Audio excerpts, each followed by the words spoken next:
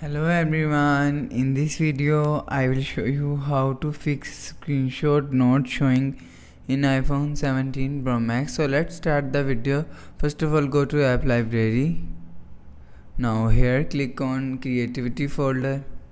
Now here click on photos app. Now here click on library.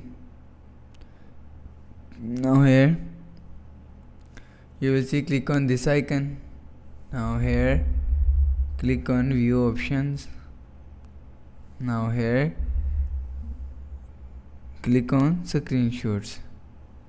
You will see screenshot tick icon is here and screenshot photo is showing. Click on screen. You will see.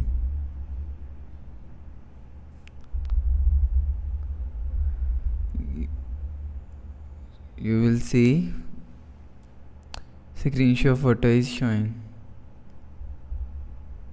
So that's how you can fix screenshot not showing in iPhone 17 Pro Max. Hope so you like the video. Thanks for watching.